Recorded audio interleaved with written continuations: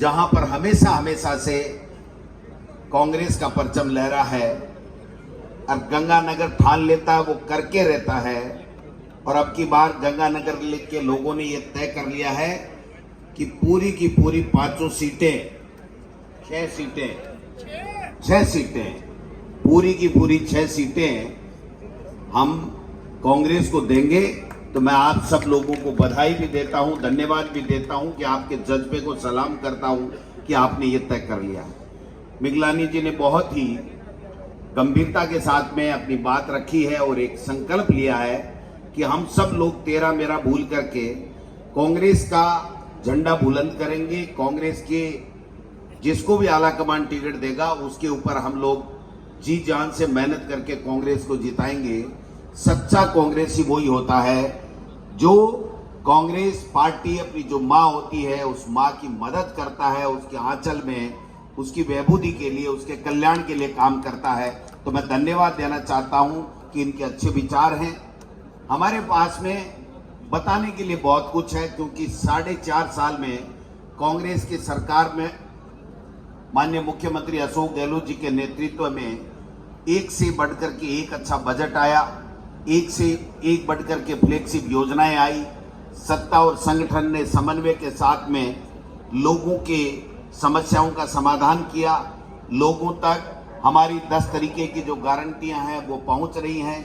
सरकार ने जो कोरोना में बेहतर मैनेजमेंट किया वो हमारे सामने है। और दूसरी तरफ हमारे केंद्र की मोदी सरकार है, जिन्होंने कहा था कि किसान की आमदनी दोगुनी कर देंगे। किसान को 15 महीने तक खून के आंसू रुलाने वाले यही लोग हैं। इन्होंने कहा था कि हम महंगाई कम कर देंगे। आज भी टमाटर 180 रुपये बिक रहा है। तमाम वो चीजें जो आम उपभोक्ता को, आम व्यक्ति को आवश्यकता होती है, गरीब को आवश्यकता होती है, वो उसकी थाली से दिन प्रतिदिन दूर होती जा रही है।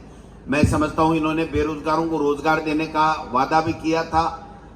अपराध खत्म हो जाएगा, आतंकवाद समाप्त हो जाएगा, भ्रष्टाचार मुक्त भारत बन जाएगा। 500 के नोट बंद किए, 2000 के चलाए, फिर 2000 के बंद किए। अब क्या करेंगे? मैं समझता हूं कि देश की जनता ये तय कर चुकी है कि 8-9 साल तक इन्होंने झूठ बोला, झूठ के अलावा कुछ नहीं बोला, संवैधानिक संस्थाओं का दुरुपयोग किया और सबको ईडी, इनकम टैक्स और सीबीआई का डर दिखा करके इन्होंने अपनी राजनीतिक रोटियां अब तक तो सेक ली। लेकिन जिस प्रकार से राहुल गांधी जी ने पूरे देश के लोगों की आवाज उठाई, 4000 किलोमीटर यात्रा की, और जब लोकसभा में राहुल गांधी जी ने 20,000 करोड़ रुपए जो अडानी जी की सेल कंपनियों में है, ये किसके हैं मोदी जी बताएं, ये जब सवाल किया तो उनको संसद से अयोग्य कर दिया। और आज हमें खुशी है पूरे देश में और नहीं बल्कि पूरी दुनिया में ये चर्चा है कि सत्य की जीत हुई है, न्याय मिला राहुल गांधी जी को। और उस जो मैक्सिमम सजा उन्होंने दी थी जिस तरीके से, उसको लोअर कोर्ट के आदेश को स्थगित किया है। मैं समझता हूं कि ये न्याय हिंदुस्तान में जारी रहेगी, मिलती रहेगी। देश के लोगों की आवाज यूं ही राहुल गांधी जी और कांग्रेस बुलंद करते रहेंगे। आप सब लोगों से मैं एक ही विनती करने के लिए आपके बीच में आया हूं। मैं यहाँ का समधी भी बन गए, मैंने बेटी ले ली है, तो आप सब लोगों से मेरा अधिकार भी बनता है कि मैं मांग के कुछ भी आपसे ले सकता हूं। जब मैं बेटी ले जा सकता हूं तो वोट तो क्या चीज है। आपने बेटी दे दी तो अब वोट भी आप देंगे और यहां से 6 की 6 सीटें कांग्रेस को जिता करके भेजेंगे।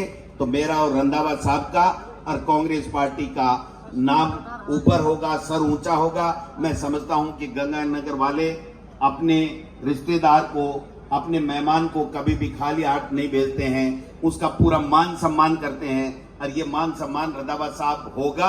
6 में से 6 सीटें हम जीतेंगे। और इन भारतीय जनता पार्टी वालों को बता दो कि तुमने किया क्या है। ये 25 के 25 जो सांसद हैं वो बिल्कुल लोकसभा में निकम्मे बैठे रहे। इन्होंने एक दिन भी कोई देश की, प्रदेश की, हमारे प्रदेश के लिए कोई आवाज नहीं उठाई। 2 बार जीत गए, फिर वैसे के वैसे। और आज कह रहे हैं कि नहीं सहेगा राजस्थान। अरे भाई, क्या 10 तरीके की गारंटी के लिए कह रहे हो क्या? कोरोना में बेहतर मैनेजमेंट किया, उसके लिए कह रहे हो क्या? किसानों के लिए अलग बजट पेश किया और दुगना बजट किया, क्या उसके लिए कह रहे हो? 19 जिले बनाए, क्या उसके लिए कह रहे हो? नहीं सहेगा राजस्थान तो वो है जब देश के प्रधानमंत्री की 2 बार अजमेर और जयपुर में ये कहा, और केंद्रीय जल संसाधन मंत्री यहाँ का ERCP को राष्ट्रीय परियोजना नहीं दे रहे हैं, हमारा GST का पैसा लिया हुआ है उसको नहीं दे रहे हैं, हमारे कोरोना में मिसमैनेजमेंट किया और दवाइयां तक नहीं मिली, उनकी वजह से केंद्र की मोदी सरकार ने नहीं दी है।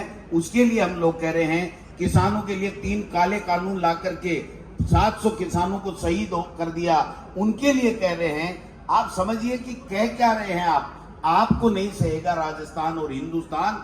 मणिपुर की घटना हमारे देश का श्रम से सर नीचे करती है, उसको नहीं सहेगा हिंदुस्तान। तो मैं समझता हूं कि ये सब चीजें हमको गांव-गांव, ढाणी-ढाणी में, मोहल्ले में, वार्ड में जाकर के बतानी पड़ेगी। कांग्रेस का कार्यकर्ता जब मुखर हो जाएगा तो इनके लिए, मैं कहता हूं, बोलने के लिए शब्द नहीं होंगे और छिपने के लिए गलियां नहीं होंगी। ये मैं कहना चाहता हूं कि हम सबको एक मजबूती के साथ में, हमारे पास में बहुत कुछ बताने के लिए कांग्रेस की सरकार का है। हमारे पास राहुल जी का जो साहस है, जो निडरता है, जो सोनिया जी की त्याग है, जो इंदिरा जी और राजीव गांधी जी का जो शहादत है, वो सब कुछ हमारे पास में है। और हमारी सरकार ने एक से बढ़कर के एक जो लोक कल्याणकारी योजनाएं दी हैं, उनका लाभ लोगों तक मिल रहा है। आपको और हमको गांव ढाणी में बैठे लोगों के पास जाना पड़ेगा, वार्ड में जाना पड़ेगा, बताना पड़ेगा। जीत 2023 में कांग्रेस की होगी, सत्ते की जीत हुई है राहुल गांधी जी की आज। उसी तरीके से दिसंबर 2023 में जब रिजल्ट आए तो 6 की 6 सीटें गंगानगर की कांग्रेस की झोली में हो, भारतीय जनता पार्टी का सुपड़ा साफ हो, और 2024 में हम दिल्ली का किला फतेह करें, वहां पर भी हमारी सरकार हो। इंडिया जीतेगा, ये झूठे और बेईमान लोग हारेंगे। धन्यवाद। जय हिंद, जय भारत।